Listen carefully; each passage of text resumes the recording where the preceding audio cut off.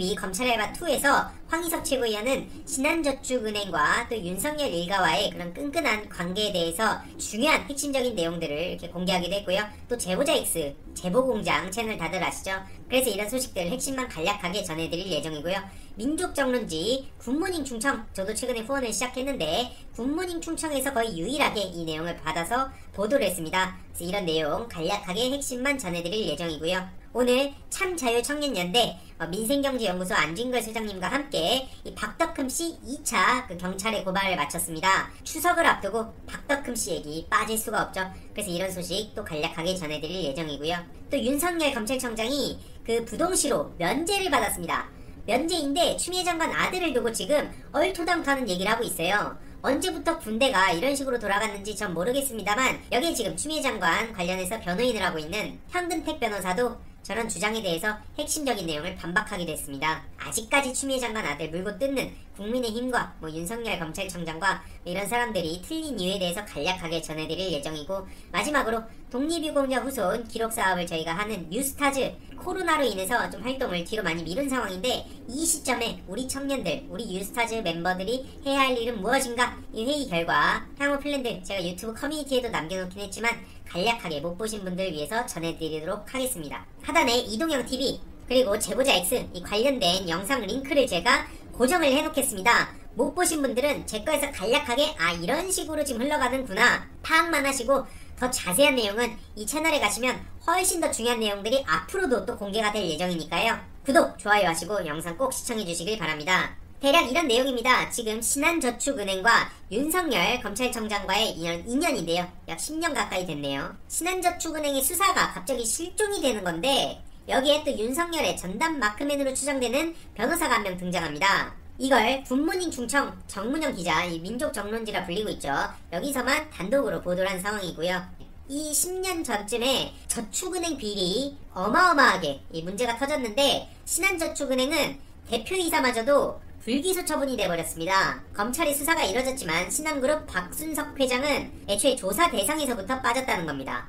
가장 큰 책임을 져야 되는 대표이사 박상훈 씨마저도 기소조차 안되고 이 상무와 부장만 불구속 기소가 된 상황인데, 심지어 수사 결과 발표 일주일 전 윤석열 검찰청장이 장모 최모 씨한테 22억 원 상당의 대출을 신한저축은행에서 해줬다 하고요.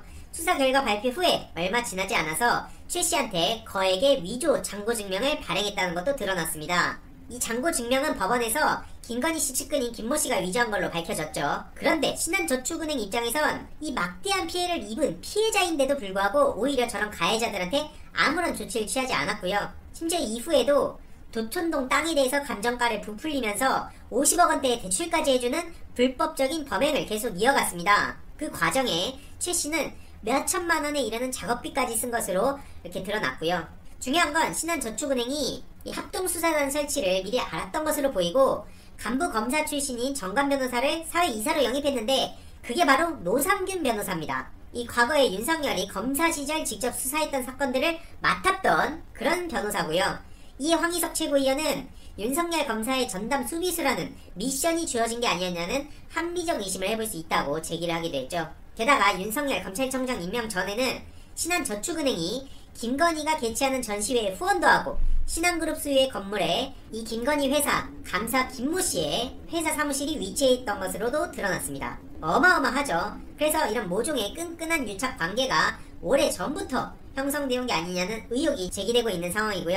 앞에 말씀드렸듯이 이동형TV 검찰알바2를 보시고 또 제보자 X를 보시면 꾸준히 이 윤석열 일가에 대한 실체를 파악하실 수 있습니다. 전 이걸 쉽게 설명해서 대략 이 개요만 들으시고 더 자세한 내용은 저 하단에 댓글 고정을 해놓겠습니다. 그리고 앞에 말씀드렸듯이 참자유청년연대에서는 오늘 박덕흠 2차 고발장을 제출하고 왔습니다.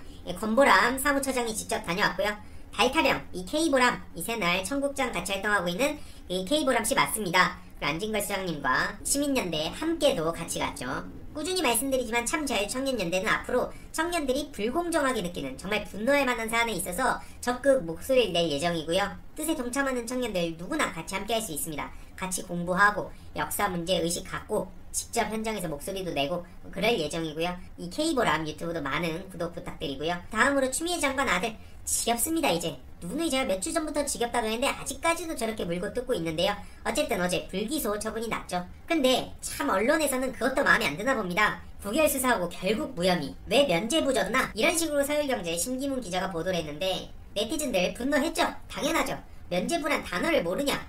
적법한 절차를 지켰으니 면죄부라고 표현하면 안 되는 거 아닌가? 누가 보면 제가 있는데 봐준 것처럼 들리지 않나, 기자 양반? 이런 식으로 당연히 이건 비판을 받아 마땅합니다. 국민의힘 측은 장례복을 입고 추미애 아들 구하기 10분의 1도 안 했다라면서 문재인 대통령께 월북 관련해서 부실 대응했다면서 사과를 요구하기도 했죠. 우리 국민이 죽었습니다 라면서 대통령 어디 계십니까?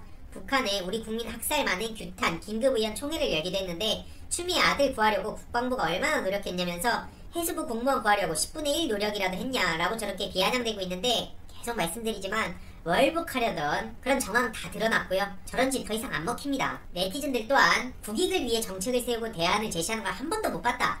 언제 국민을 위했다고 하냐? 세월호, 천안함, 광주 그리고 촛불시민 죽이려 계엄령 내리려 했던 자들이 이 모든 게 한 줄로 요약된 거죠. 심지어 윤석열 측에선 추미애 장관 아들 휴가 명령서가 있어야 된다는 식으로 저렇게 또 비아냥댔다는 게 드러났는데요. 군인의 휴가에는 휴가 명령서가 있어야 하지 않냐? 구두로 휴가를 가는 게 통용되면 앞으로 발생하는 혼돈은 누가 감당하냐? 이런 식으로 얘기를 했다고 하는데 참 진짜. 어쨌든 그럼에도 불구하고 김관정 동부지검장은 아무 답을 안 했고 관련자 전원 무혐의 수사 결과 발표를 했습니다. 그래서 불기소 처분으로 끝난 거죠. 네티즌들 또한 또 분노의 목소리가 이어지고 있습니다. 휴가 명령서로 인해서 효과가 발생하는 게 아니라 지휘관의 명령과 승인으로 효과가 발생하는 거다. 윤석열 총장 장모와 집사람 수사와 재판은 어떻게 진행되는지 두 눈 부릅뜨고 지켜보고 있다. 조국과 추미애 장관에게 하듯 그대로 해야 된다. 알겠냐? 이런 댓글들이 왜 저렇게 추천을 받겠습니까? 대놓고 저렇게 뻔뻔한 짓을 하기 때문이죠. 그리고 추미애 장관 측 변호사인 현근택 변호사는 이런 글을 올렸습니다.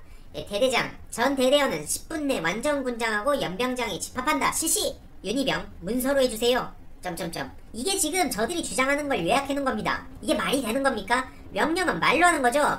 지금 저들의 주장이 저렇게 명령을 내리면 문서로 갖고 와라. 문서 없으면 네 명령 인정 안 한다. 이런 소리입니다. 이게 미필이라 모르는 건지 아니면 장관 아들 사건은 결정을 미루고 계속 갖고 있는 게 유리하다고 생각하기 때문인지는 저도 모르겠습니다만 중요한 것은 무슨 병장회의 이런 거 타령할 때가 아니라는 거죠. 심지어 윤석열 검찰청장은 부동시로 군대 면제입니다. 저런 사람이 군대에 대해서 그 조직 명령 체계를 어떻게 안다고 저러는지 아무튼 저들이 저러는 건 저러는 거고 저는 독립유공자 후손 기록 사업을 하기로 했던 유스타즈 단체 근황에 대해서도 말씀을 드릴 예정인데요.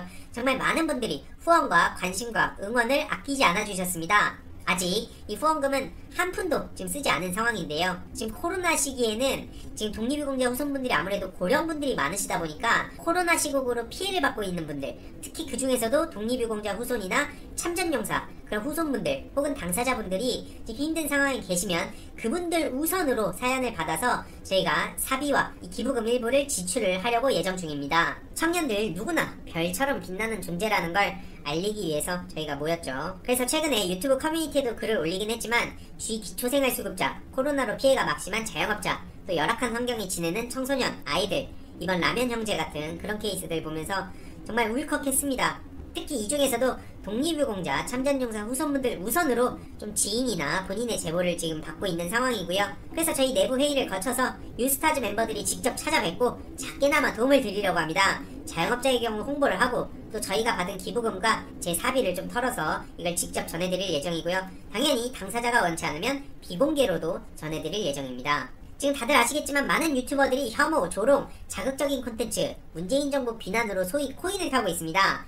심지어 시사를 제외하더라도 일상, 게임, 이런 청년들, 청소년들이 자주 보는 콘텐츠에 일베 사상을 끼어팔기 하고 있는데요. 뉴라이트 같은 1948년 건국절 이런 얘기를 하고 있죠. 이걸 대비하는 건 향후 10년 후에 대한민국을 위해서라도 너무나 중요하다 생각을 하고 그래서 저희 유스타즈는 선한 영향력을 가진 인플루언서들과 협력을 해서 독립유공자 후손 처우 개선, 미디어 리터러시 교육, 취약계층 지원, 환경문제 개선 등 청년 청소년들과 연대를 할 예정입니다. 이건 대한민국의 미래가 달린 문제라고 생각하고요. 계속 강조드리지만 문화, 예술, 게임, 일상 등을 다루는 유튜버들 사이에 교묘하게 일베, 뉴라이트 사상이 침투해 있습니다. 이걸 막기 위해선 정말 많은 분들의 관심과 또 노력이 필요한 상황이고요. 청년들이 직접 주체가 돼서 대한민국 역사를 바로잡고 선한 영향력을 가진 인플루언서들과 주위에 협력을 해서 이런 기울어진 온라인 환경을 바꿔보고자 저희 유스타즈가 탄생한 겁니다. 지금은 비록 독립유공자 후손분들 저희가 지난 대구, 통영에 직접 다녀와서 또 소에게 이런 기부를 하기도 했는데요. 아무튼 지금은 이 시국에 그런 분들을 뵙는 것은 오히려 민폐가 될 것 같아서 고민 끝에 이런 결론이 나왔습니다. 물론 저희가 모든 사람들을 도울 수는 없습니다. 큰 보탬이 될 수도 없습니다. 하지만 이런 작은 움직임이 모이고 공감하는 인플루언서들이 생기다 보면 분명 저는 큰 변화를 만들어낼 거라 생각하고요. 그래서 주위에 좀 이런 사례를 가지신 분들 제보를 해주시면 내부회의 후에 도움을 드릴 방법들을 모색해 보겠습니다. 앞으로도 오늘날 청년들이 내야 할 목소리에 집중할 예정이고요.